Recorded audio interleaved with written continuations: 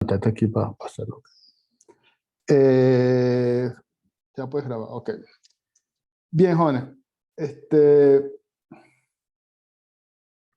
Hoy es un tema interesante porque digamos que vamos a estudiar propiedades dentro del grafo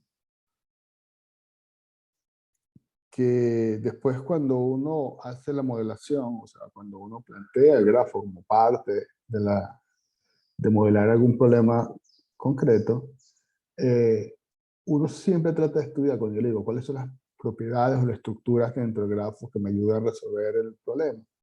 A veces hay que tener presente estas dos propiedades, las propiedades eulerianas y hamiltonianas. Entonces vamos a tratar de estudiar un poco qué es, cómo funciona. Si tuvieron un poco tiempo de ver el video, se recordarán o habrán visto que básicamente todo se reduce a este famoso problema de los puentes de Cronenberg, ¿sí?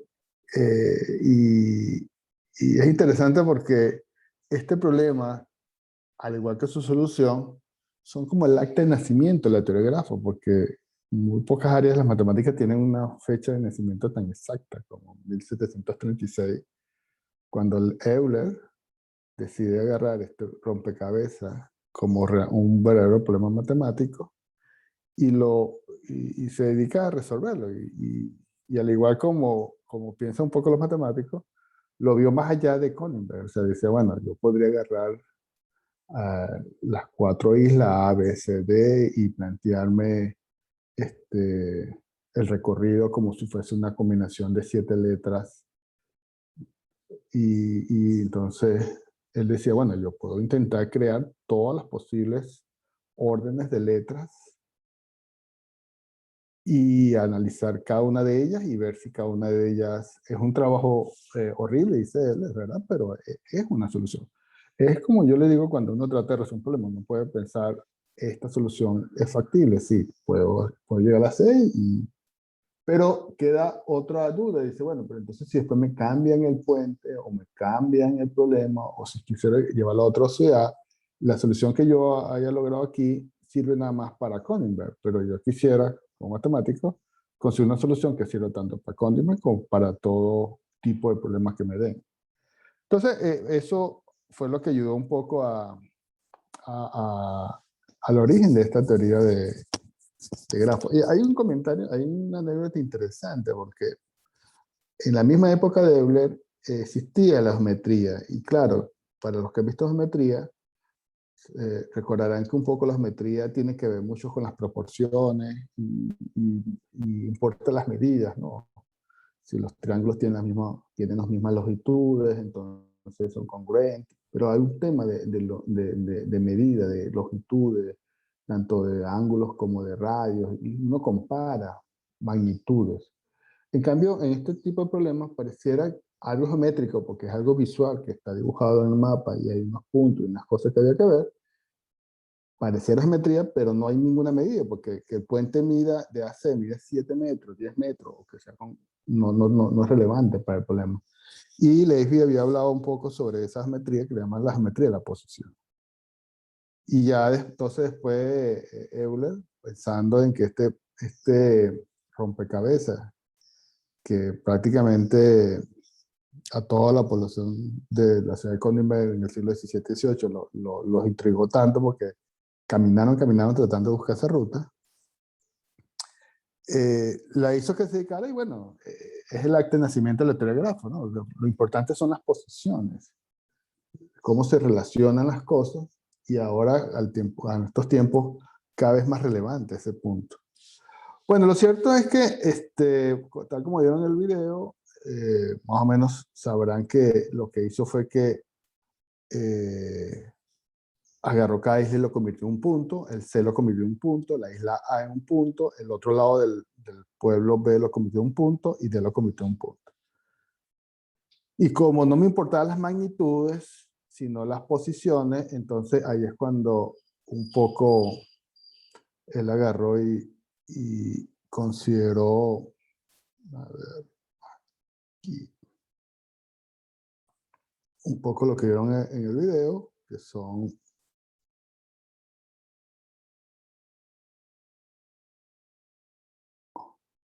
Ya va que hay alguien. Ok, ya sé qué hacer. Lo que hace acá es que esto lo convierte en un punto, como ustedes vieron un poco en el video. Todo este lado de la isla lo convierte en un punto. Este B lo convierte en un punto y esta isla D lo convierte en un punto. Este puente lo convierte en un lado. Convierte en un lado. Como hay dos puentes, hay dos lados. Y entonces así es como obtenemos un poco el grafo con 4 vértices. Y vean que acá, esto que estamos usando son grafos de lados múltiples.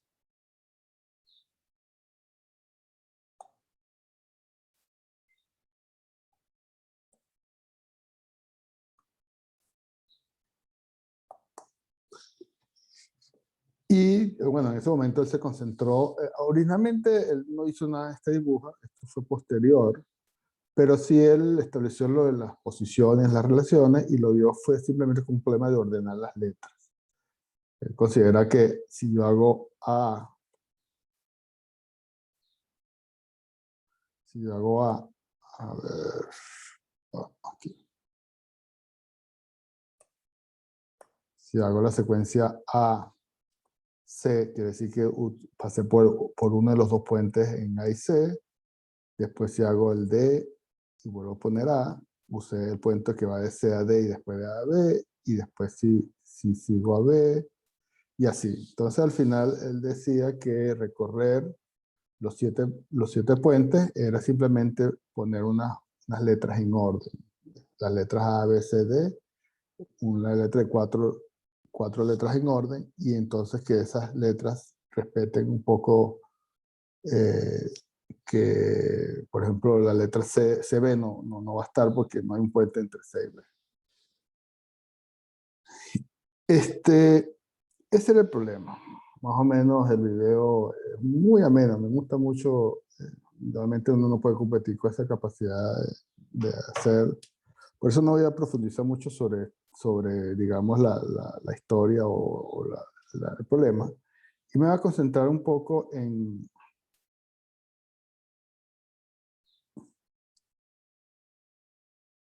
lo siguiente. Sabemos ya que este es el problema de Cronenberg.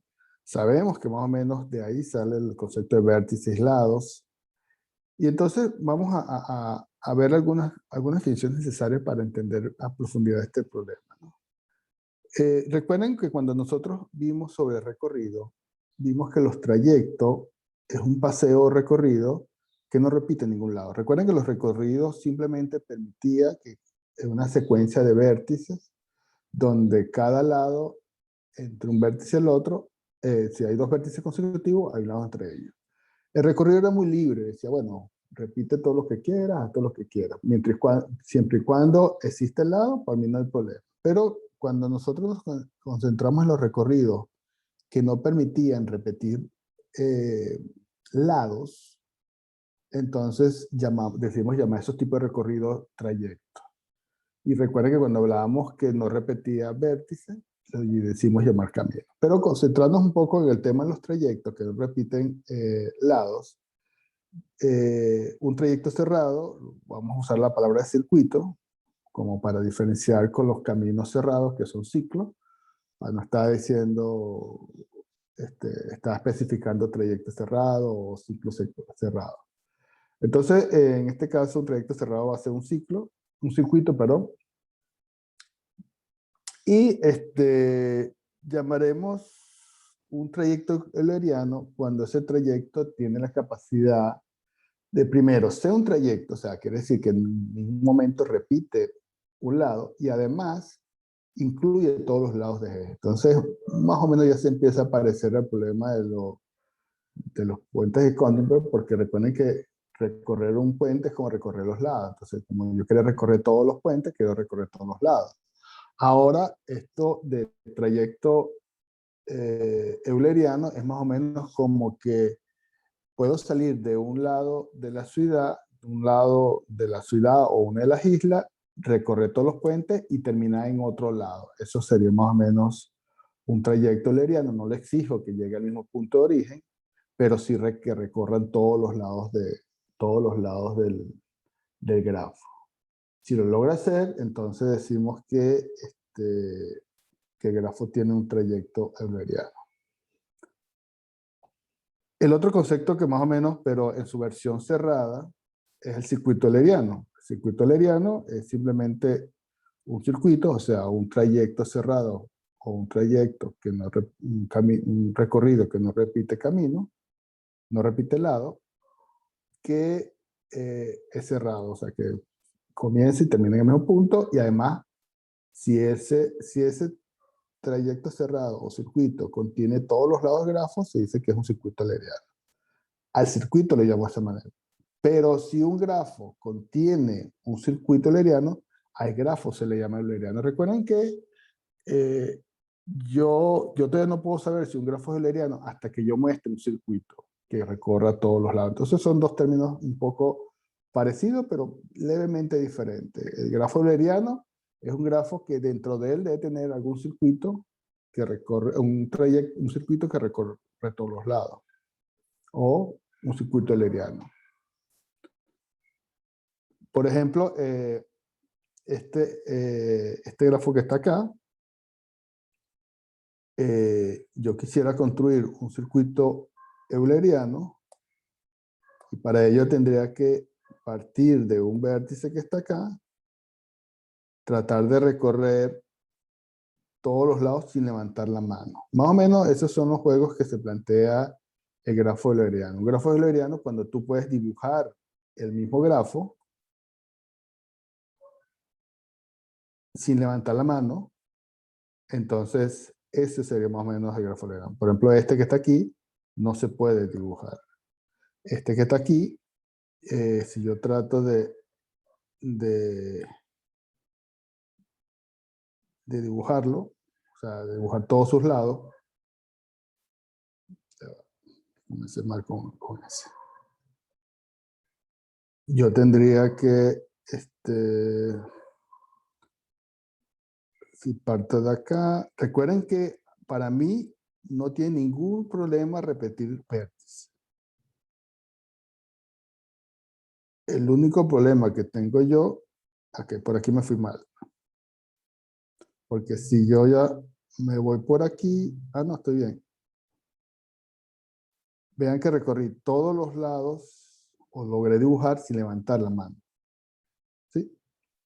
Igualmente pasa con este. Si yo pudiese dibujarlo sin levantar la mano, entonces el grafo, lo que estoy diciendo es un circuito euleriano, y por lo tanto el grafo sería euleriano. El problema, al igual como el problema de los puentes Konigsberg, no es tan interesante saber conseguir o no conseguir la solución. Lo interesante sería saber si puedo conseguirla antes de buscarla. O sea, eso es lo que nos da la matemática. La matemática dice, bueno, tú puedes intentar. Y siempre el problema con el cual tú no te quieres enfrentar es, si yo, como basada en el problema de los puentes de Konigsberg, si yo no consigo el recorrido, ¿será que no existe? ¿O es que yo todavía no he logrado chocar con esa solución?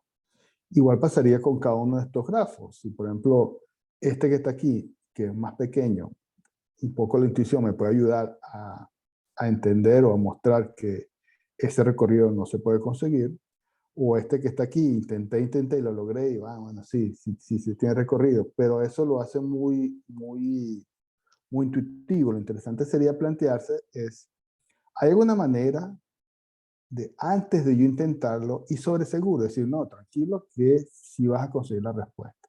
Si por alguna razón no logras chocar con la respuesta, es porque el grafo es un poco complicado y te va a llevar tiempo a conseguirlo. A diferencia de que después tú digas, no te molestes más en intentarlo, como pasó con el problema de Konigsberg, no traten más de caminar, que no se va a lograr conseguir un recorrido, un trayecto que pasara por todos los puentes y que fuese cerrado. Entonces, lo que nosotros vamos a hacer ahorita es tratar de ver si existe esa propiedad. Si todos vieron una cosa, lo del video, o sea, habrán notado que una de las cosas que hizo Euler es descubrir que una condición necesaria para que exista el circuito euleriano era que todos los vértices fuesen par. Vean que cuando yo digo necesaria, quiere decir que si el grafo no tiene o tiene algún vértice que no es par, entonces el grafo en cuestión que me dieron, yo puedo decirle automáticamente, mira, no te gastes que ese señor no va a tener circuito euleriano. O sea, es necesario. O sea, si falla la propiedad, no va a ser euleriano. Si funciona la propiedad, igualmente va a ser euleriano. Ahí es cuando uno hay que probar si es suficiente y es la otra prueba. Pero en el video lo que realmente hicieron fue una prueba necesaria. ¿Qué significa necesario? Asumieron que el grafo tenía un circuito euleriano y demostraron, y eso fue lo que explicó un poco con los puentes, que todos los vértices tienen que ser par. Porque si tiene un circuito euleriano, significa que, para empezar, hay un trayecto que pasa por todos lados. Entonces, cuando tú te paras en un vértice, ese vértice tiene que tener cierto grado. Cada grado es un lado. Y el circuito pasa por cada uno de esos lados. O sea, cada vez que tú entras por algún lado a ese vértice, tienes que salir por un lado diferente porque es un trayecto. Quiere decir que siempre que en cada par, en cada vértice, tienen que haber dos lados. Uno que le permite entrar y uno diferente que le permite salir. Ese hecho de que el grafo G es euleriano, que por lo tanto contiene un circuito euleriano, hace pensar que en cada vértice te tiene que pasar eso. O sea, en cada vértice, cada vez que un lado del circuito utiliza un lado de ese vértice para entrar, necesita otro lado totalmente diferente a ese para salir. Y eso es más o menos lo que explicaba el video. Resulta que, bueno, una de las primeras pruebas que se hicieron fue que esa propiedad tan sencilla de simplemente abrir los ojos y decir, mira, basta con que tenga un vértice de grado impar para automáticamente decir que no es euleriano y no tener que gastarse tanto en buscar un proyecto, un circuito euleriano, lo hace tan interesante el problema, porque tanto tiempo que estuvo la diatriba y resulta que, por ejemplo, el vértice D o la isla D tiene grado 3. Entonces automáticamente dice, no me molesto en buscar porque sé, por ejemplo, un poco repitiendo la idea de lo que acabamos de decir de Euler, que ahorita también está en el video, cualquier orden de letra que yo tome, en D, como tiene tres puentes, tiene que aparecer dos veces en cualquier secuencia. Una primera vez donde entra por un lado y entra por el otro y necesita otra porque simplemente se come dos lados, faltaría uno para el tercero. Entonces, eso es un poco lo que tenemos. Tenemos que Euler logró caracterizar los grafos eulerianos o los grafos que tengan un trayecto cerrado con una propiedad súper sencilla. O sea, simplemente abro los ojos y veo si un vértice tiene grado impar. Por ejemplo, este que hice acá, este grafo que hice acá, como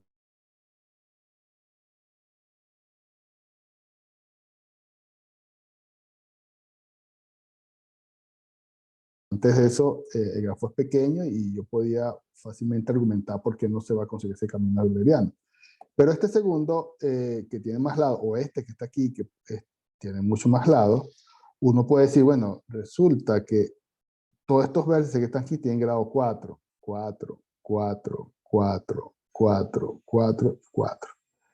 Y el del centro tiene 2, 4, 5, 2, 4, 6, 8, 8. O sea, quiere decir que este grafo, por muy extraño que parezca o muy complejo, yo siempre le puedo dibujar sin levantar la mano. O sea, siempre puedo conseguir un circuito euleriano.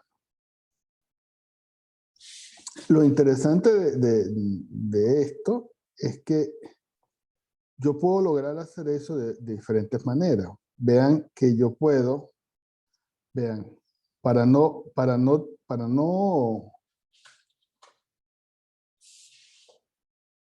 darle un poco de sentido a cómo hacer eso, yo podría pensar lo siguiente. Yo, bueno, como es un circuito euleriano, el circuito euleriano lo único que me pide es que no repita lado, pero puedo repetir vértices. O sea que yo me puedo parar un vértice, como este que está aquí, y decir, bueno, voy a hacer este ciclo que está aquí. Yo puedo hacer un pedacito de ciclo, voy para acá, vengo para acá, y llego acá. Y luego yo también puedo hacer otro ciclo, que es este que está aquí. Voy a ponerle otro color. Vengo para acá. 1, 2.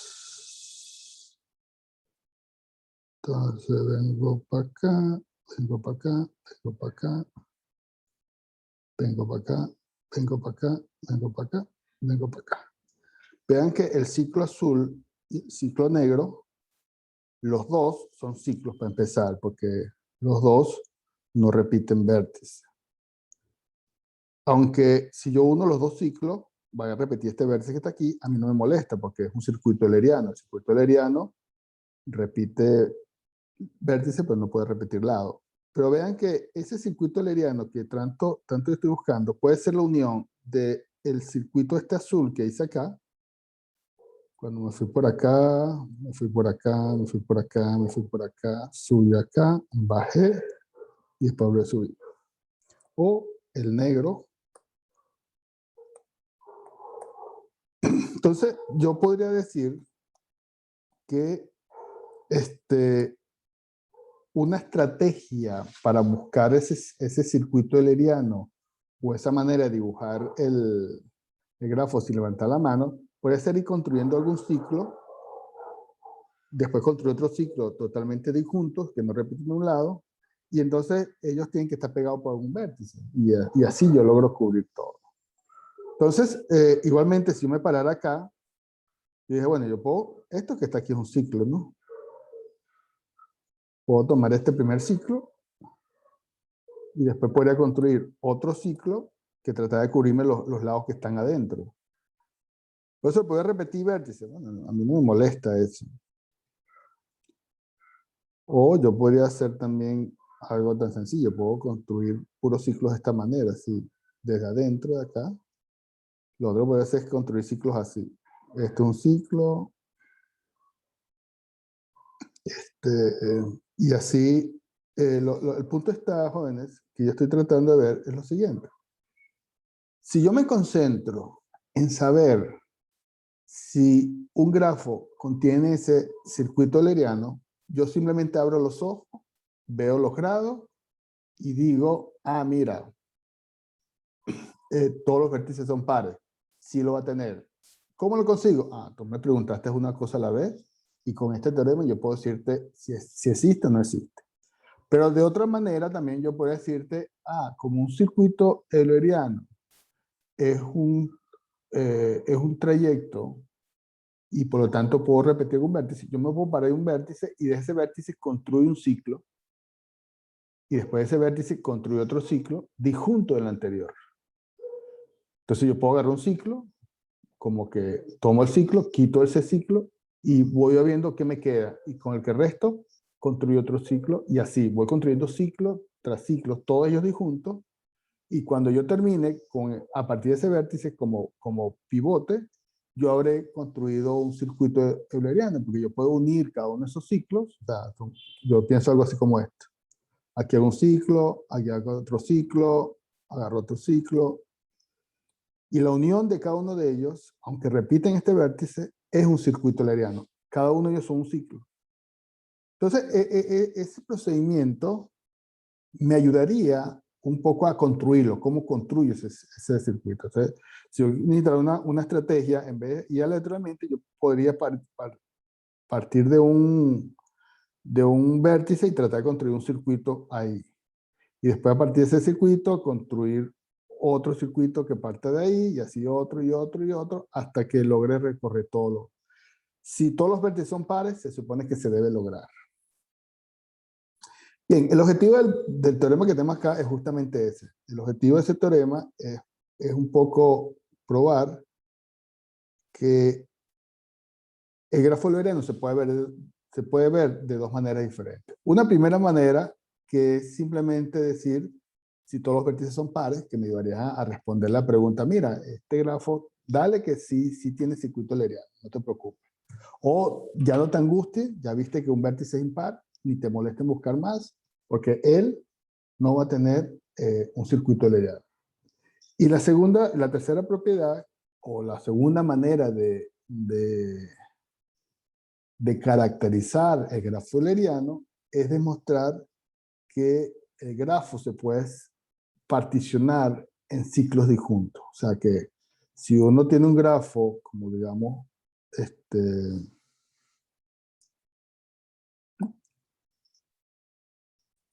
por ejemplo, a ver,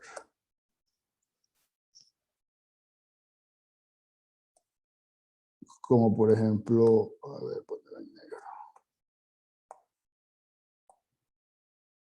Por ejemplo, K5,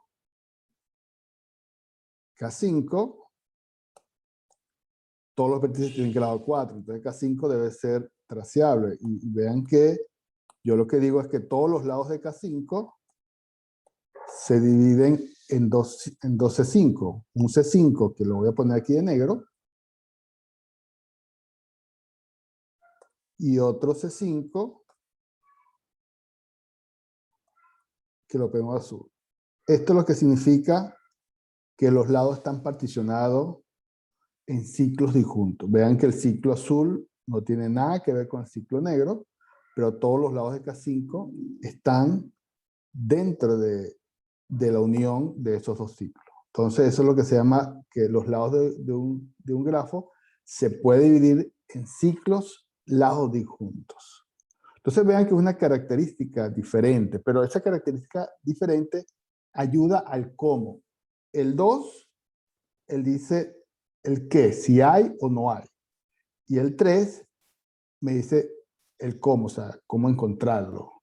Entonces, lo interesante es saber por qué esas tres cosas son equivalentes. Entonces, lo que vamos a tratar de practicar un poco la prueba de por qué esos grafos son, por qué esas propiedades son totalmente equivalentes. Y lo que vamos a hacer es que vamos a probar primero que euleriano implica que el grafo tiene grado par, y después si el grafo tiene grado par, va a implicar que los lados del grafo se pueden particionar en ciclos disjuntos, y si los lados del grafo se pueden particionar como ciclo disjunto, entonces puedo demostrar que él es euleriano. Vean que estas tres implicaciones me dirían que las tres propiedades son equivalentes, porque por ejemplo, si es euleriano implica que tienen grado impar, después esto implica lo otro, y esto cierra en un ciclo, lo cual diría que las tres propiedades son totalmente equivalentes. La primera no lo voy a hacer porque realmente ya la hemos discutido. Realmente esta primera implicación de que si es euleriano, todos los vértices tienen grado par, realmente ya la hemos trabajado en cierta manera.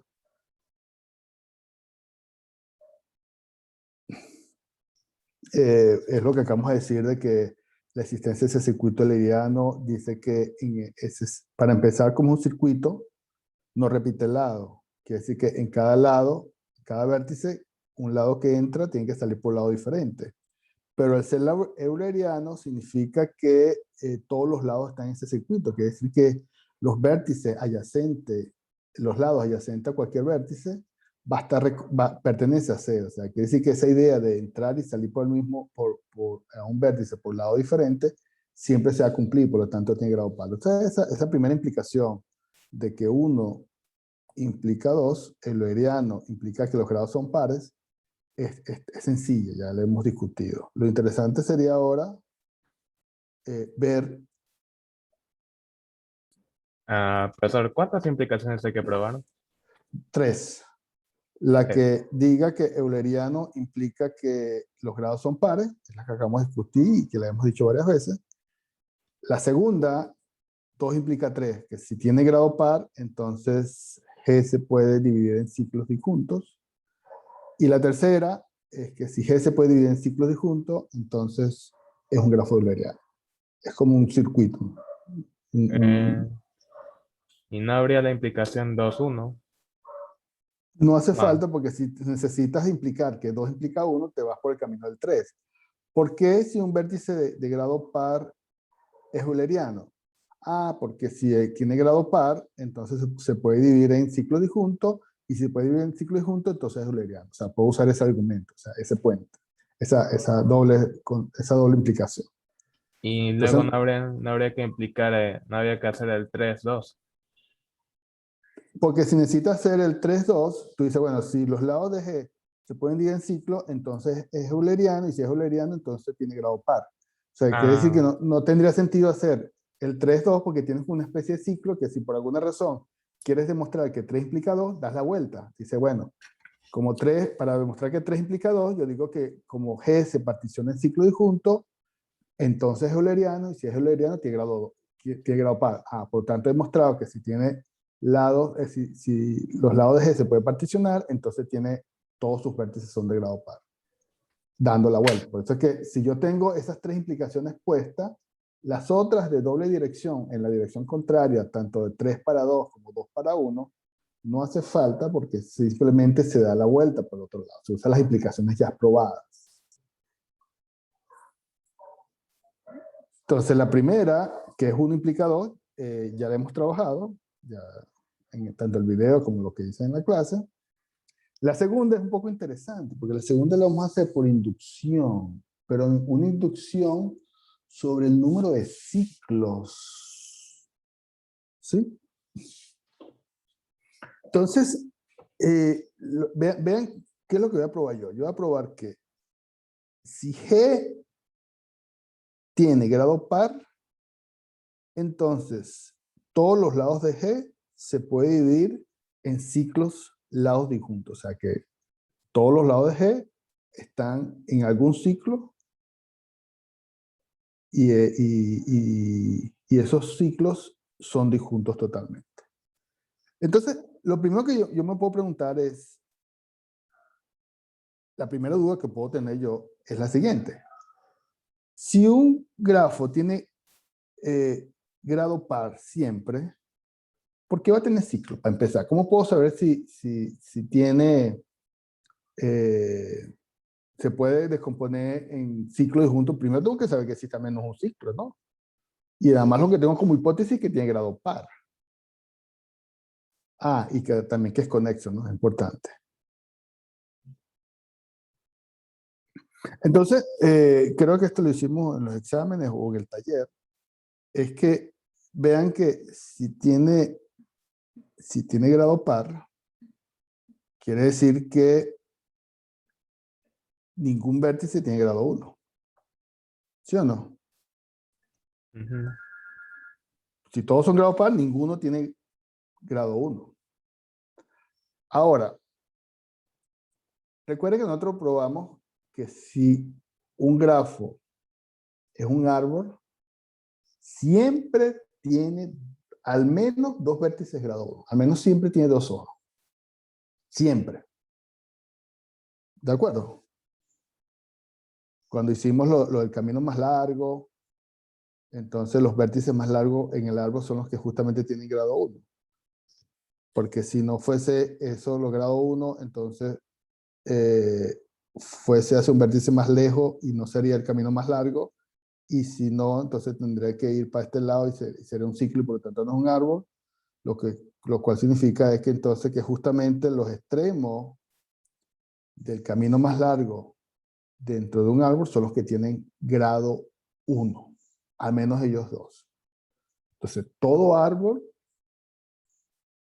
si T es un árbol, entonces tiene al menos B sub 1 y B sub 2 de grado. Tiene al menos 2. ¿Sí? Tiene al menos 2. ¿Cómo será el contrarrecíproco de esta proposición? Si esta es P y esta es Q. ¿Cómo es el contrarrecíproco? El contrarrecíproco, ¿cómo ustedes dirían? No Q implica no P. ¿Qué significa eso?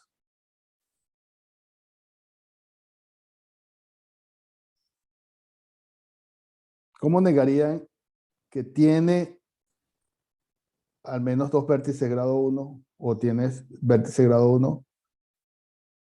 ¿Cuál sería la negación que tiene al menos vértice grado 1? ¿Qué? ¿Cuál sería la negación? ¿Cuál sería la negación de tener al menos 2 vértices grado 1? Tiene un solo vértice de grado 1. O ninguno. También. Eso puede ser. Entonces, ¿Por qué ¿cuál de las dos es negación? Las dos. las dos son negativas? Es un O. O sea, si tengo un I, o sea, al menos 2 vértices tienen grado 1, su negación es que o no tiene vértice de grado 1 o tiene un vértice de grado 1. ¿Podría tener un vértice de grado 1? No. ¿Por qué? Porque Porque, los vértices, ajá, porque todos los grados son pares, ¿no? no, porque el número de vértices de grado impar es par. Si tú tienes dentro de un grafo cierta cantidad de vértices de grado impar, esa cantidad de vértices de grado impar tiene que ser par. O sea, no puede existir un vértice de grado 1. O existen 2 vértices de grado 1, o existe 4 vértices de grado 1, o existe 6 vértices de grado 1, o existe 8. O sea, Ah, no puede entonces, existir. yo pensaba que el grado de G era el grado de todos de un vértice. Ah, el grado de G es la suma de grados. Ese es el otro teorema. El teorema de Euler dice que la suma de todos los grados, pero el corolario de ese teorema decía que el número de vértices de grado impar, la cantidad de vértices que tiene grado impar, es par. O sea, moraleja, no puede existir en un grafo un vértice de grado impar. No puede existir en un grafo 3 vértices de grado impar. No puede existir 5 vértices de grado impar. Todo siempre hay o 2 vértices de grado impar, o hay 4 vértices de grado impar, o hay 6, o hay 8. O sea, van de 2 en 2 los vértices de grado impar. Entonces, como yo estoy negando el hecho de que todo grafo tiene al menos 2 vértices de grado 1, la negación es que tiene un vértice de grado 1 o ninguno, entonces quiere decir entonces que él no puede tener vértice de grado 1, no puede tener vértice de grado 1. Entonces, vean que si un grafo no tiene vértice de grado 1, él no puede ser un árbol. Eso sí lo ven. El Si un grafo, Si un grafo no tiene vértice de grado 1, él no es árbol. árbol. Sí, porque recuerden que tengo este teorema que todo árbol tiene 2 vértices de grado 1. Si él no tiene vértice de grado 1, entonces él no es un árbol. O sea, la negación de esto implica la negación de esto. Nosotros probamos que todo árbol tiene al menos 2 vértices de grado 1. Ahora, yo digo lo siguiente. Piensen lo siguiente. Tengo un grafo G que tiene grado par. Como todos los vértices son grado par, yo puedo concluir que todos los vértices tienen grado diferente de 1. Eso hasta ahí me sigue, ¿no? Como todo vértice tiene grado par, Ninguno tiene grado 1. No hay ningún vértice grado 1, ya. porque 1 es impar, ¿sí? Si ningún vértice tiene grado 1, entonces ese grafo no puede ser un árbol. O sea, conclusión, todo grafo que tenga vértice tiene grado par, no es un árbol. ¿Lo ven? Todo grafo Bueno, que tenga grado par no puede ser un árbol, no es un árbol. grado par, pero o sea, todos los vértices. Todo, sí, sí, sí. Esa es la propiedad. Cada vértice de G tiene un grado par. Ya. Cada vértice, sí. Por eso es la propiedad 2. Sí. Realmente puede ser todo. Bueno, podemos poner todos los vértices. En lugar de cada, podemos poner todo. todos los vértices de G tienen grado par. Entonces, tenemos esa conclusión. Todo vértice de grado par no es un árbol. Si es un árbol, tiene un ciclo. Entonces, ya puedo concluir que todo vértice de grado par tiene un ciclo. Usando el tema de árboles. Todo vértice de grado par no tiene vértice de grado 1, por lo tanto, si no tiene vértice de grado 1, no puede ser un árbol. Si no es un árbol, entonces tiene... Y es conexo, entonces, si no es un árbol, es porque falla o conexidad o el concepto es cíclico. Como es conexo, entonces debe fallar los cíclicos, entonces contiene un ciclo. Entonces tenemos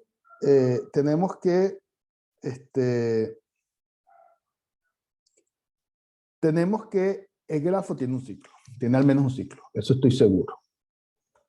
Con solamente el hecho de que todos sus vértices tienen grado par, dando esa vuelta que acabo de explicar.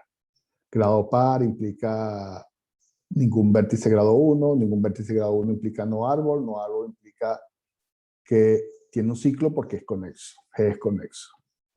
Ahora, ya sé que tiene un ciclo, entonces vamos a hacer la prueba por inducción sobre el número de ciclos. Ya por lo menos sé que tiene ciclo, ya no estoy trabajando en el vacío. Entonces, si los lados de G se particionan en ciclo, vamos a hacer la inducción sobre ese número de ciclos. Entonces, vean que la proposición queda más o menos así. O sea, la proposición era que si todos los vértices son pares, entonces los grafos se particionan en número, los lados del grafo se particionan en ciclos disjuntos. Vamos a hacer el paso base. ¿Qué pasa si el número de ciclos es 1? Mejor dicho, ¿qué pasa si G tiene solamente un ciclo?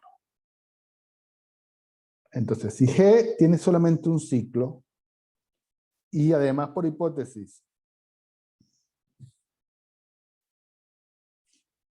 todos los grados son pares,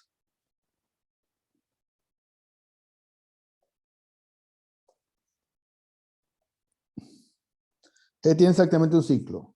Y además, los grados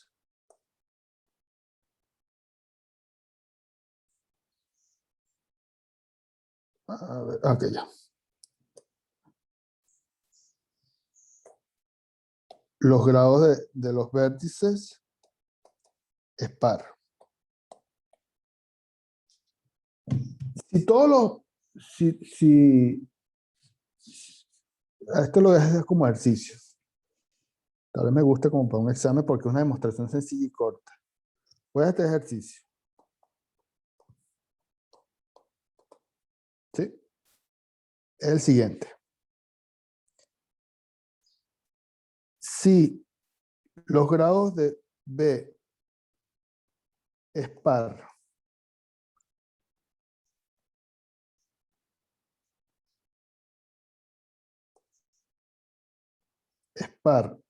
para todo vértice en los vértices de un grafo, entonces G es un ciclo o unión de ciclos.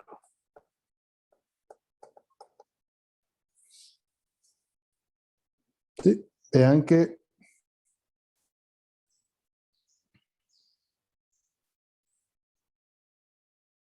perdón, si es 2.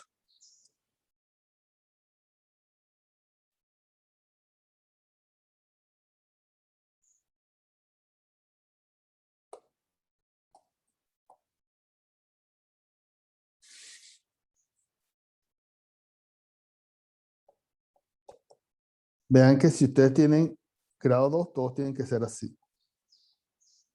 Porque si automáticamente algún grado, ok. Entonces quiere decir que todos tienen grado 2. Entonces, esto es un buen ejercicio. Entonces, a partir de este ejercicio, yo digo lo siguiente. Si el grafo tiene un único ciclo, todos sus vértices tienen que ser de grado 2. Si el grafo tiene un único ciclo, entonces todos los vértices tienen que ser de grado 2.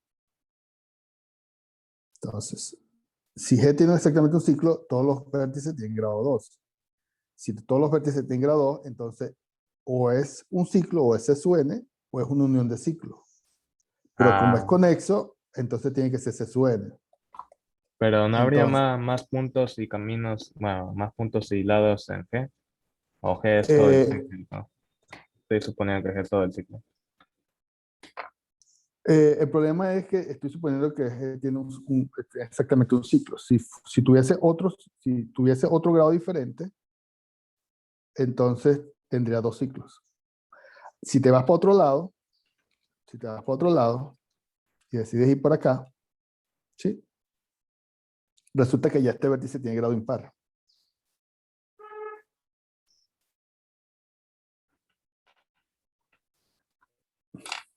Eh, Y si decides, bueno, si decides hacer un ciclo para acá, para que no, entonces tiene dos ciclos, ya no tiene uno. Entonces vean que el problema es que te amarra, primero que los vértices son pares y segundo que tienen exactamente un ciclo. Entonces lo que estamos haciendo probando es que si el grafo tiene grado par y tiene exactamente un ciclo, si n es igual a 1, para el caso base, entonces el grafo tiene que ser todo C sub n, lo cual significa que si el grafo tiene que ser todo C sub n, todos los lados del grafo G está en, en una unión de ciclo que casualmente es uno solo. Recuerden que el tema está en pensar que la inducción es sobre el número de ciclos. Entonces, el paso base es pensar que el número de ciclos es 1. O sea, ¿qué pasa si el grafo tiene un solo ciclo? Entonces, lo que estamos diciendo es que si el grafo tiene un solo ciclo, entonces el grafo G no puede tener, voy a borrar el ejercicio. Si G tiene un solo ciclo, algo así, la gente me pregunta, ¿por qué entonces no puede tener un lado para acá? ¿O por qué no puede tener un lado interno? Por la siguiente razón, si tiene un lado interno, surgen, para empezar, al menos dos ciclos. Pero me puede decir, bueno, pero ¿qué pasa si no es interno sino externo? ¿Qué pasa si por alguna razón tiene un lado por aquí y entonces la paridad me obliga, la pregunta que me hacen es, ok, este grafo tiene un solo ciclo. Este sería G. ¿Por qué este G no me sirve? Porque resulta que la hipótesis dice que los vértices son pares.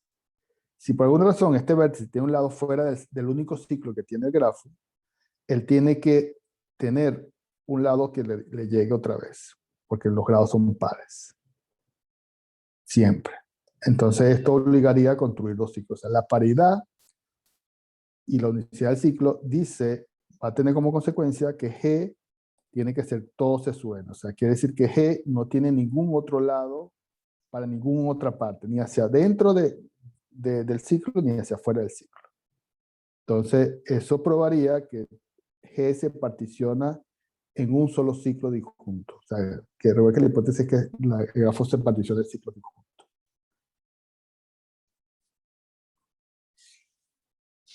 Esa es la paso base. Entonces ya demostramos el paso base. Si el número de ciclo es 1, entonces todos los lados de G están en ese único ciclo.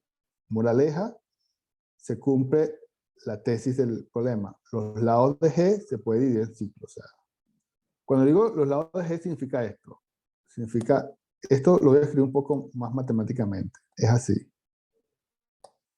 Los lados de G es igual a un ciclo unido con otro ciclo.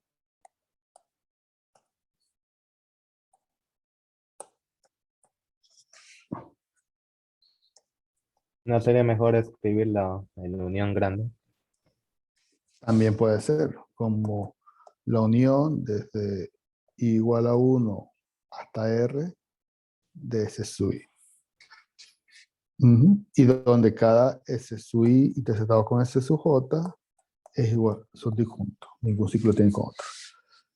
Entonces, claro, si voy a hacer inducción sobre este R, si R es igual a 1, estaré diciendo que E es igual a un solo ciclo.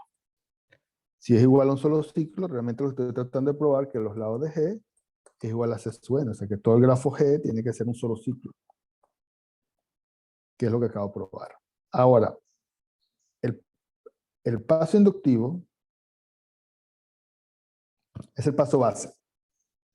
¿Sí? El paso inductivo sería lo siguiente. El paso inductivo sería lo siguiente. Recuerden que en todos estos problemas tenemos es lo siguiente.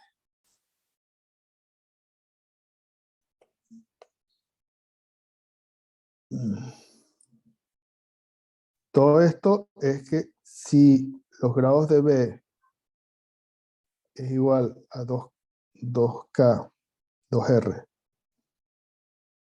para todo B perteneciente a los vértices del grafo, entonces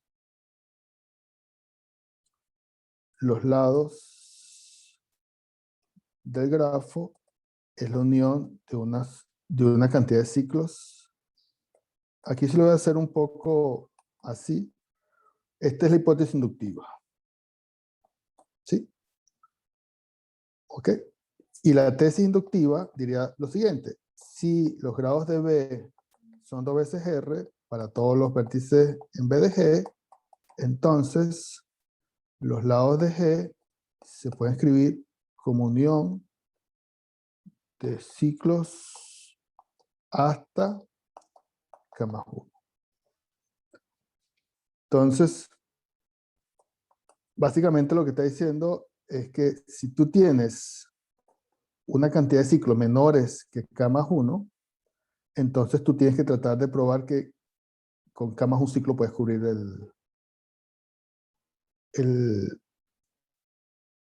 todos los lados de G. Eso es la inducción sobre este numerito. Pero la inducción fuerte, no tiene que ser exactamente K, sino un número más pequeño que K. Y tratar de ver que si tuvieses K más 1 también funciona. Entonces, la idea básicamente es, esta demostración es muy delicada, porque vean que la hipótesis es una implicación. Tú no puedes usar la implicación hasta que no tengas esto como hipótesis, luego la implicación es la hipótesis inductiva y puedes concluir esto que está aquí. La idea, una vez que uno entiende bien la inducción, es bien sencilla. ¿Por qué? Porque vean que el paso inductivo dice que si la implicación es válida para el grafo que contiene como máximo K ciclos, entonces tengo que probarlo qué pasa si G tiene K más un ciclo. ¿Ok? Es extraño porque yo estoy dando los números de ciclos, ¿no? Entonces, básicamente eso es lo que tengo que tener, ¿no? Tengo que, si G tiene esta cantidad de, todos los vértices son grado par y además tiene K más un ciclo. El hecho de que él tenga K más un ciclo no significa que él es la unión de todos los lados de G. Eso es lo que tengo que probar. Tengo que probar que si el grafo tiene K más un ciclos disjuntos, esa unión da exactamente todos los lados de G. Entonces, lo que hace uno básicamente es suponer que tengo K más un ciclo y entonces lo que hago es probar que cualquier lado que esté fuera de G tiene que estar en estos lugares. Esa es la idea. O sea, si yo tuviese, porque además esto como tengo un ciclo C, vean cómo sería la prueba.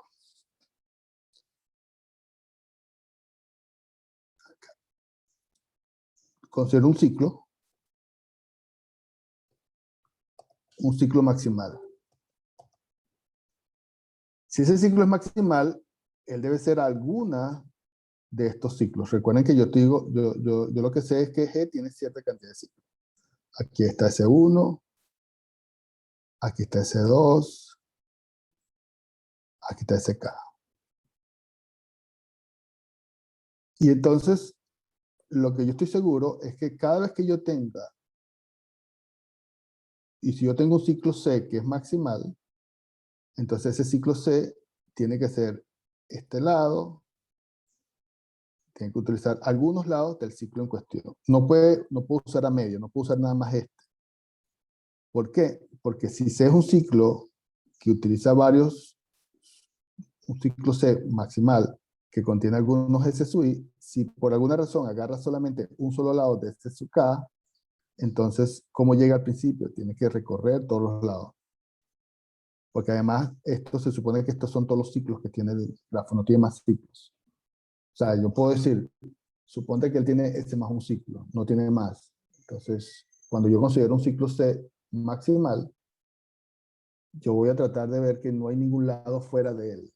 Y como no hay ningún lado fuera de él, entonces la unión de todos esos ciclos adquiere. Entonces lo que yo hago es que cuando quito ese ciclo maximal, agarro un ciclo ese maximal que quito todos estos lados,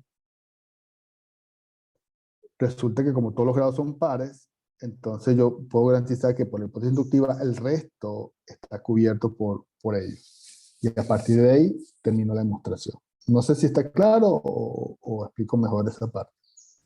¿Puede volver a repetir todo el paso inductivo? Sí. Vean lo siguiente. Alguien me da cierta cantidad de ciclos, me da los ciclos, me da cierta cantidad de ciclos. Aquí tengo S1, S2, SK.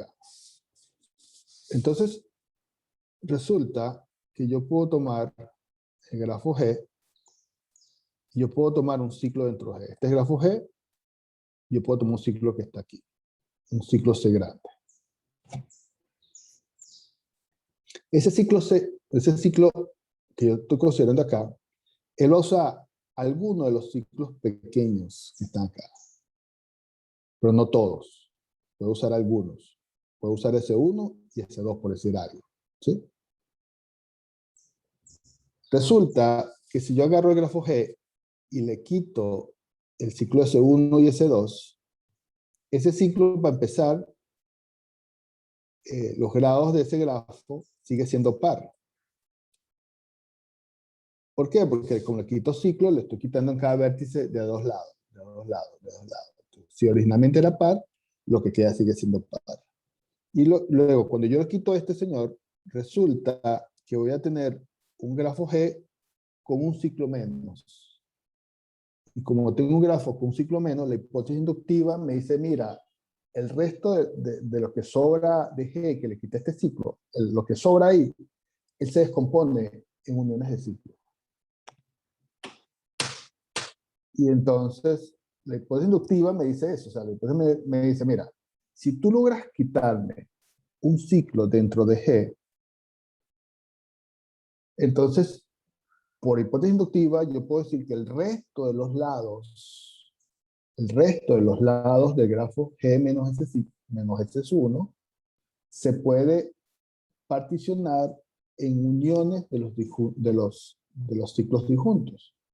Y después cuando le incorporo el S que le había quitado, entonces estoy demostrando que todos los lados del grafo es una unión de ciclos disjuntos. O sea, el truco es quitar uno y luego usar la hipótesis. Claro, porque como la inducción es sobre el número de ciclos, quito un ciclo menos, tengo K más 1, quito un ciclo, o 2, o 3, no sé, quito cierta cantidad de ciclos. Yo puedo pensar quitar un solo ciclo. Cuando quito ese solo ciclo, como es un ciclo, en cada vértice quito de 2 en 2 los grados. Quiere decir que queda como hipótesis que el grado que me queda sigue siendo par todos sus vértices. Pero además, ese grafo tiene un ciclo menos. Por hipótesis inductiva, los lados que sobran ahí, se pueden particionar. Todos los lados del grafo G menos este se puede particionar en uniones de ciclo. Como todos los lados se pueden particionar como uniones de ciclo, después cuando yo le recupero y le devuelvo el ciclo que le quité prestado, estoy obteniendo todos los lados del grafo original. Y además, cuando apliqué la hipótesis inductiva, el ciclo original que saqué no participó en esa hipótesis inductiva, cuando yo la incorpore, ella es disjunta con el más lado. Entonces estoy demostrando que todos los lados del grafo es unión de ciclos disjunto. Entonces yo simplemente defino un ciclo S que pertenece al nuevo G que tiene K más un ciclo. Dar que Sí, si lo quito, ocurre todo este relajo de la hipótesis inductiva. claro, porque la hipótesis me va a funcionar cuando tengo un ciclo menos, que es el que estoy quitando. Y siempre puedo afirmar que G tiene ese ciclo que yo defino, ¿no? Sí, por eso que me preocupé tanto al comienzo de demostrar que siempre tiene al menos un ciclo, sí. Como siempre Mm, tiene al menos un ciclo, o sea, y además yo estoy diciendo, aquí tienes, que los lados tienes que más un ciclo, ahí, dentro de él. vale, creo que entiendo. Ok. Entonces, esa es la segunda implicación. Ahora falta la tercera. Esa técnica es inducción. La tercera es más interesante porque la tercera es por, una, por algo que se llama extremalidad. Creo que hemos trabajado más un tema de extremalidad, sobre todo por los caminos más largos. Bueno, aquí vamos a hacer algo parecido. Ahora recuerden que yo supongo, yo supongo que todos los lados del grafo G están como uniones de ciclos. Y voy a tratar de probar que ese grafo tiene un ciclo euleriano.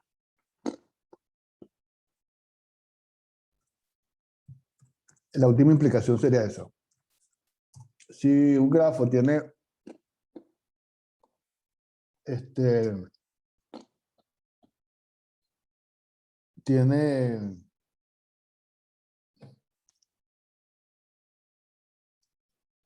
este, tiene todos sus lados en una unión de ciclos, entonces mucha gente dirá, profesor, pues no es trivial que si él tiene todos sus lados particionados en ciclos, si yo sigo todos esos ciclos, debería formar un ciclo enorme que recorre todos los lados.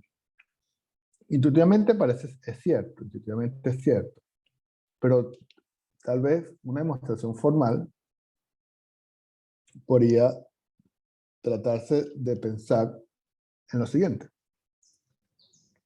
que si yo siguiese, la idea es esta, ¿no? La idea es que todo grafo G se comporta así. Todos los lados, aquí está S1, aquí está S2, aquí está S3, aquí puede estar S4, puede tener C5 adentro. Lo cierto es que todos los lados están en algún ciclo totalmente disjunto. Y alguien puede decir, bueno, pues si yo sigo este camino así, doy la vuelta, siempre puedo llegar acá. Entonces, eso es lo que hay que tratar de probar. ¿Por qué esa intuición es cierta? Porque ustedes creen que se puede hacer eso. La manera de hacerlo es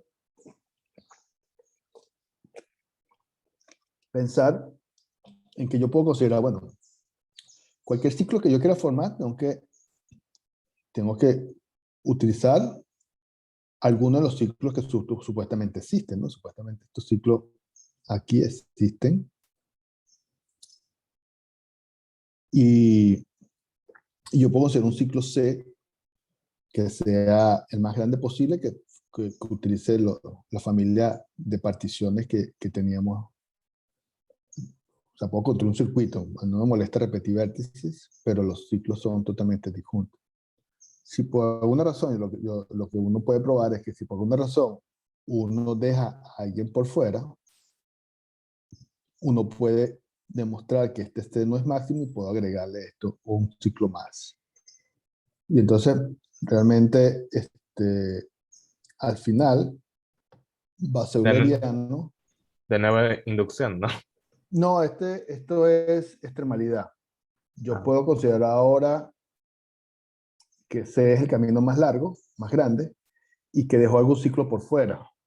Si dejó algún ciclo por fuera, yo se lo puedo agregar y contradice la maximalidad. O sea que el ciclo más grande que utilicé alguna de estas familias de SUI tiene que tener todos los lados. Porque si no tiene todos los lados y deja a alguien por fuera, entonces ese no es máximo. Ahí, eso se llama la técnica de extremalidad. O sea, la extremalidad es que tú puedes considerar algo más grande posible y ese algo más grande posible absorbe todos los lados. Si no absorbiera todos los lados de G, ese circuito más grande posible, si no absorbiera, entonces él no es maximal, contradice la maximalidad. Quiere decir que en el fondo, que sí tiene que absorber todo. O sea, esa técnica se llama prueba por maximalidad. Entonces, realmente uno lo que hace es que considera el ciclo más grande posible que use algunos de estos señores. Suponte que el ciclo más grande, digo, el ciclo más grande posible está formado por nada más S1 y S2. Y ese es el más grande. Y usted me dice, no, profesor, pero yo le puedo agregar S3 sin problema, porque si S1 es así, y S2 es así, y S3 está pegado acá, ¿cómo hace usted que este que está aquí con nada más S1 y S2 maximal? Si yo puedo formar un circuito agregándole S3. Ah, entonces no necesito esa inducción, sino que ya automáticamente me dicen que cualquier circuito maximal que yo quiera formar con los SSUI, ese tiene que contener a todos los lados del grafo. No puedo dejar ningún S por fuera. Porque si por alguna razón considero un ciclo que tenga cierta cantidad de S de esta familia, tenga algunos de ellos y no todos, yo puedo después automáticamente construir un ciclo más grande que él. Entonces, como puedo construir más grande que él, contradijo su maximalidad. Moraleja, el máximo tiene que absorber a todo el mundo. Más o menos, no es una inducción, pero funciona como técnica de... Es una método de demostración por contradicción. Pero ustedes crean la hipótesis que es considerar el más grande. Bueno, lo cierto es que estos temas interesantes porque los grafos eulerianos son, digamos, dentro de la propiedad euleriana, es una de las propiedades mejor desarrollada dentro de la teoría de grafos. ¿Por qué? Porque la propiedad euleriana no solamente tiene una propiedad sencilla o un equivalente sencillo para saber si tiene esa propiedad o no, si tiene un circuito euleriano o no, que es solamente viendo los grados, sino también que tenga un algoritmo sencillo para encontrarlo. O sea, que el problema se puede decir que está totalmente resuelto. Sé si existe y sé cómo hacerlo. Y además, en otro tema que podemos hablar más adelante, que se hace en tiempo polinomial. O sea que ya eso es otro tema que vamos a hablar más adelante. Resulta que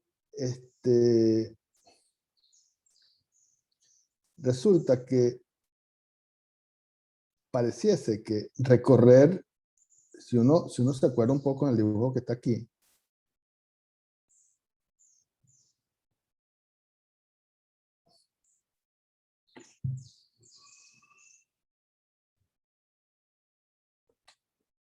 resulta que, imagínense ustedes que si yo dijera recorrer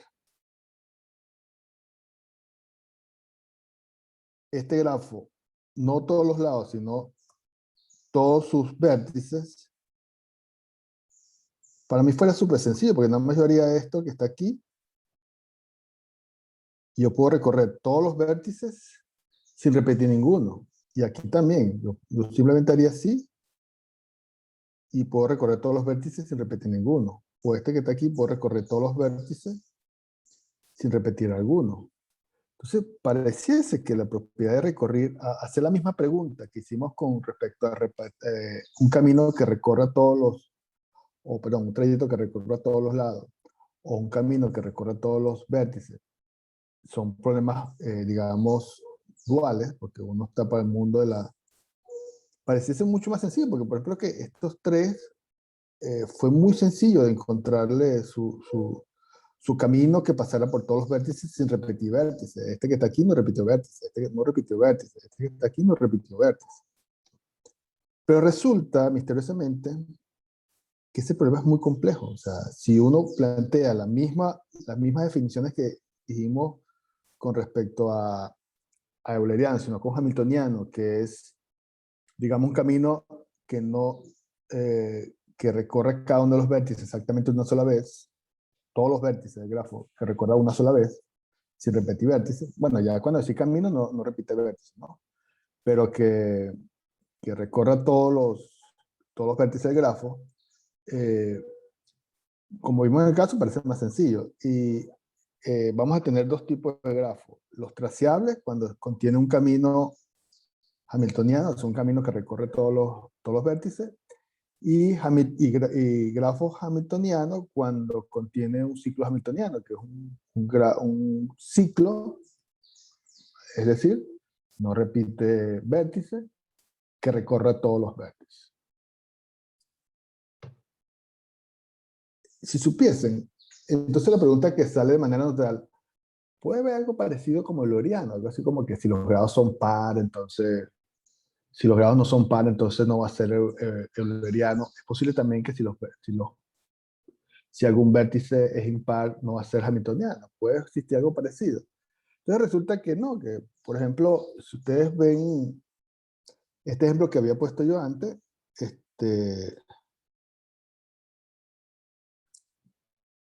todos los vértices son, aquí todos los vértices son pares, en G2. En G2 todos los vértices son pares, pero resulta que no hay manera de hacer un circuito hamiltoniano, porque si yo parto de acá, y quiero recorrer los lados, no hay manera después de recorrer los otros sin repetir este vértice. Entonces quiere decir que el hecho de que todos los vértices sean pares no garantiza la existencia del hamiltoniano. O sea, quiere decir que no es suficiente la paridad para decir, mira, el grafo es hamiltoniano. Y en el caso este que está aquí, por ejemplo, a ver,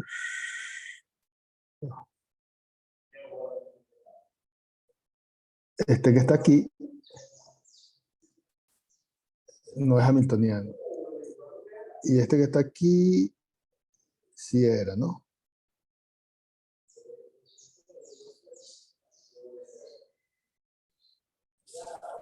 Entonces vean que Sí, ¿cómo? sí, porque parte de acá, da la vuelta completica, viene para acá y viene para acá. No repitió ningún vértice porque se vino por acá. Y vean que todos los vértices son impares. Entonces, misteriosamente, el hecho que tenga algún vértice impar no echa a perder tampoco es necesario. Esto no es suficiente y tampoco es necesario. Cuando digo no es necesario, hubiese dicho que si tiene algún vértice grado impar, no es hamiltoniano. De por sí, este problema es tan complejo, que está relacionado mucho con uno de los problemas del milenio, ¿no?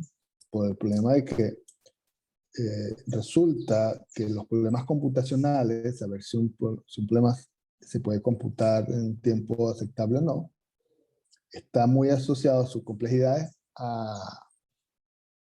a esto de la existencia de un circuito hamiltoniano, un ciclo hamiltoniano. Es más, toda la teoría de complejidades de computación, todo lo que ha hecho teóricamente desde Newman para acá, que han tratado de estudiar el problema de computación teórica, de saber si un problema se puede computar en tiempo real, o sea, en tiempo aceptable, está muy ligado a la existencia de un circuito hamiltoniano. O sea, prácticamente lo que han hecho, normalmente ellos han desarrollado 3 problemas estándares y cuando tratan de estudiar la complejidad de un problema, tratan de ver si hay una biyección entre el problema hamiltoniano y ese problema. Si logran establecer esa biyección, quiere decir que ese problema no es computable, porque hallar un ciclo hamiltoniano dentro de un grafo es un problema bastante bien complejo, o sea, computacionalmente hablando. Cuando digo computacionalmente hablando, es que tú puedes crear un programa que te lo haga. O sea, no es que es difícil. Tú tienes un problema, tú puedes agarrar todos los vértices y considerar todas las posibles combinaciones de los vértices y ver si eso forma un ciclo o no forma un ciclo. El problema radica en que a medida que el tamaño del grafo crece, la computadora no puede calcular. Y lo increíble de esto es que, lo increíble de esto no es que, profesor, pero es que mi algoritmo, ¿será que es malo? Ellos teóricamente dicen, no, no es tu algoritmo, ni de nadie. Nadie va a poder conseguir un algoritmo que resuelva ese problema. O sea, lo interesante es que teóricamente se ha logrado probar que con las computadoras que tenemos ahorita, no sé con la cuántica, pero con las computadoras que tenemos ahorita, sin importar si el algoritmo que tú pensaste es bueno o malo, no hay manera de encontrar un algoritmo que calcule eso en tiempo polinomial. O sea, cuando digo en tiempo polinomial, es que cuando el número de vértices crece, la computadora no explote y diga no puedo hacer. Entonces, esa es la relevancia. Entonces, tratar de conseguir una propiedad, porque me hace usted, la pregunta es si este grafo es hamiltoniano, es bastante compleja. En cambio, este grafo es euleriano, la computadora me lo hace en menos de una milisegundo. Cuando te ve los grados y dice si es o no es. Y después la búsqueda te puede tardar máximo un minuto. Pero entonces, hamiltoniano, que parecía algo más sencillo, no lo es. Es Porque terriblemente complejo. sí, y ha crecido tanto esa complejidad, ese problema hamiltoniano, que ya, digamos, la gente de computación lo ha absorbido y lo ha puesto como uno de los problemas relevantes para medir la complejidad de los problemas, porque ellos, cualquier problema que tengan a niveles computacionales, antes de hacer un algoritmo, ellos lo traen al mundo de los grafos, lo equiparan con la hamiltonicidad y cuando logran equipararlo, dicen, no te preocupes, haga tú lo que hagas, tú estás sentenciado a que tu algoritmo sea ineficiente. Vete por el mundo de la heurística, vete por otro mundo, porque determinísticamente no lo vas a poder lograr. Es increíble. Yo me sorprendí cuando dije, bueno, pero si ni siquiera sabes, no te preocupes buscar algoritmos, no los vas a poder conseguir. Porque ellos crearon una máquina teórica, que es la máquina de Turing, que hace la equivalencia de complejidad de una máquina normal, y entonces si a niveles teóricos, como la máquina de Turing no puede lograrlo, tampoco lo va a hacer una máquina normal, por muy veloz que tú hagas los procesadores. Jamás lo van a hacer lograr. Y resulta que lo que hacen teóricamente es a cualquier problema computador que necesiten, lo traen al mundo de los teógrafos con el problema de la hamiltonicidad, y cuando hacen ese match, dicen, no te preocupes, ya teóricamente los matemáticos resuelven este problema hamiltoniano que no es computable.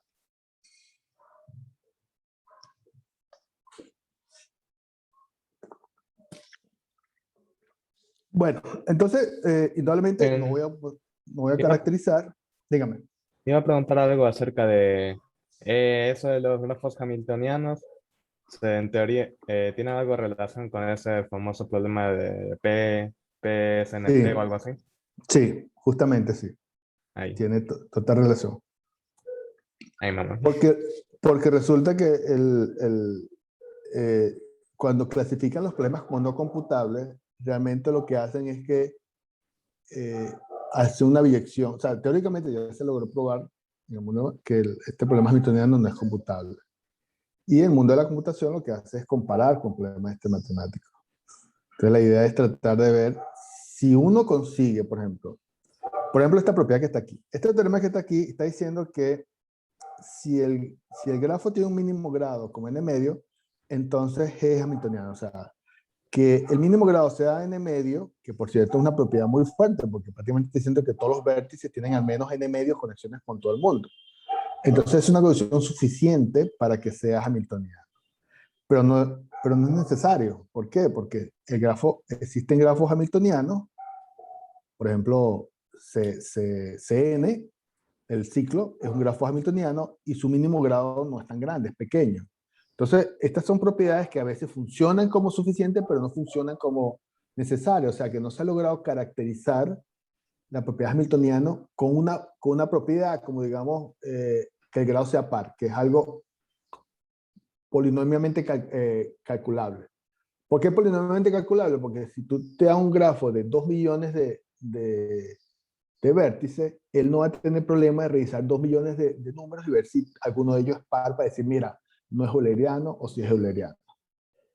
Pero en cambio, no se ha logrado una propiedad que caracterice a los grafos hamiltonianos y que esa propiedad sea un poco más manejable. Por ejemplo, ustedes tratan de conseguir un camino euleriano en un grafo de 1 millón de vértices, entonces lo pueden ver que es complicado. Pero saber si existe con la propiedad de la paridad, saben que lo pueden hacer muy rápido en la computadora y siempre lo va a hacer por muy grande de 10 millones de vértices, 20 millones de vértices. Lo va a poder hacer en tiempo. Pero no así buscar el camino legal. Entonces nosotros en el mundo de la matemática conseguimos esta caracterización que permite decir que el problema de hallar un circuito euleriano que al nivel de programar puede ser un poco complejo, porque si el número del grafo crece, conseguir ese camino euleriano puede ser bien difícil porque son mucho más lados y tenemos que buscarlo y recorrer, pero se va a conseguir en tiempo polinomial. ¿Por qué? Porque hay una característica que logramos con el teorema este que estamos hablando. Pero en el mundo hamiltoniano no se ha logrado esta característica. Por ejemplo, como este caso, es una propiedad que estén ahí que demuestra que el mínimo grado mayor que 2 es una condición suficiente. O sea, suficiente que tenga ese número de grados, todos los vértices, para garantizar que es hamiltoniano. Pero no hemos logrado que esa propiedad alcance. O sea, es suficiente, pero no es necesario. Si el grafo es hamiltoniano, su grado tiene que ser mayor o igual que n medio. No, falso. Entonces, esa propiedad sirve como suficiente, pero no como necesario. Moraleja, no hemos logrado caracterizar. Si se logra caracterizar la propiedad hamiltoniana con una propiedad parecida como esta que está aquí, o como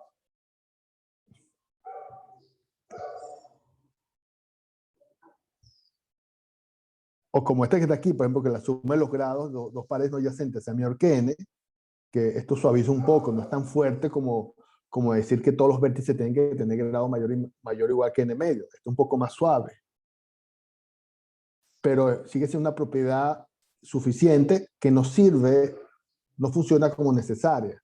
Entonces, si se consiguiera una propiedad como esta, como por ejemplo que la suma de los grados sea mayor que n, o que los grados sean mayor que n medio, o cosas por el estilo, y se logra caracterizar, o sea, que se hace en una dirección la demostración y en la otra, entonces tendríamos un poco el problema de la completitud un poco resuelta.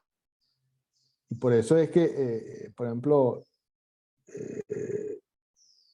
hace como 4 años trataron de hacer un resumen de todo lo que se había logrado en hamiltonianidad y fueron algo así como un artículo de 49 páginas, nada más como un survey de todos los resultados que se habían hecho con respecto a qué propiedades son necesarias para ser hamiltoniano o qué propiedades son suficientes para ser hamiltoniano. Ninguna ha logrado demostrar un sí, solamente sí, pero cada una se ayuda y se complementa, pero al final no se ha logrado hacer esa carencia. Son 49 páginas nada más de los últimos 10 años que se había investigado al respecto, no en todo el tiempo. Entonces, indudablemente, lo que sí podemos ver un poco, y voy a dejarlo un poco hasta acá, son estos dos teoremas que son clásicos de los 50, los 60, que trata de ver condiciones suficientes sobre la hamiltonianidad, pero sí quiero que tenga un poco conciencia de la envergadura de la hamiltonianidad. O sea, en grafos pequeños, a veces es mucho más sencillo conseguirse un grafo hamiltoniano que euleriano, pero cuando el número de vértices crece, el euleriano sigue siendo asequible, pero el hamiltoniano se vuelve imposible. Entonces, vean cómo un pequeño cambio de esas cosas cambia la dificultad de los problemas. Es increíble.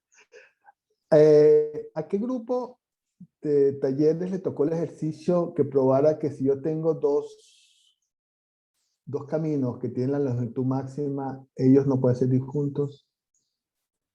A nosotros. Ok. Resulta que demostrar lo mismo con 3 caminos es un problema abierto todavía. Ese problema no es tan difícil de demostrar que si yo tengo 2 caminos de longitud máxima, ellos no pueden ser juntos. Pero si tienes 3 caminos de longitud máxima, no hay manera, y sigue siendo unos problemas abiertos, de que demostrar que esos 3 caminos son disjuntos. Entonces vean cómo... Y si Sí, lo resuelvo, me dan $1000, ok. no, bueno, el otro de las hamiltonianas es el de $1.000.000, Ya. pero de los 3 caminos maximales no disjuntos, es una conjetura que tiene más de 50 años y lo que quiero ver es que la dificultad de tener 2 caminos a tener 3 no es mucho, ¿no? Porque con 2 caminos se puede hacer a niveles de un taller para estudiantes que están comenzando. Pero para 3 caminos de longitud máxima, demostrar que son disjuntos, realmente ha aguantado 40 años de gente importante que trabaja en esos problemas, ¿no? O sea, ese sí no tiene el valor del billón de dólares como el de Hamiltoniano, pero quería hacerle ver como el caso de Euleriano con respecto a Hamiltoniano, recorrer los lados, que parece más difícil recorrer tantos lados que recorrer vértices, en verdad es más difícil en el fondo después.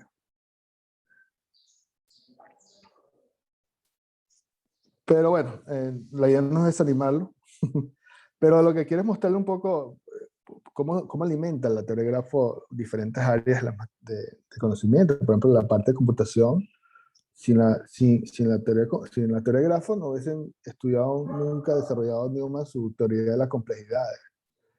Y es impresionante, a mí me sorprendió la primera vez cuando me dijeron eso. Cuando tienes un problema, sobre todo la gente entiende un poco la parte de computación, tú puedes construir un algoritmo que resuelve ese problema.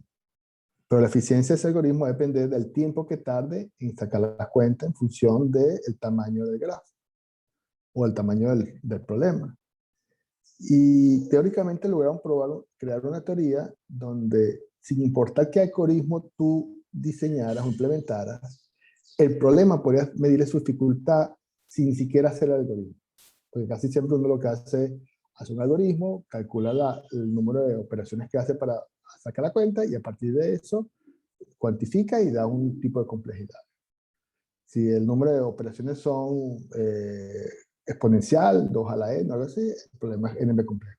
Si el número de operaciones es un polinomio, n cuadrado, n5, n8, entonces es tiempo polinomial y el problema y el algoritmo es eficiente. Y a veces llega alguien y consigue otro algoritmo con en vez de complejidad n5 o complejidad n4, de complejidad a la 4, yo te gané a ti y tengo un algoritmo mejor. Pero hay problemas que antes de esa competencia ya estaban, que no te engañes que ya por ahí no vas a poder conseguir nada. Y que pueda hacerse teóricamente me sorprendió mucho. Después viendo un poco la teoría, me di cuenta que lo que hacen es que muchos de los problemas computacionales lo traducen a niveles de grafo y lo llevan a este mundo de saber si un grafo tiene un camino hamiltoniano o no.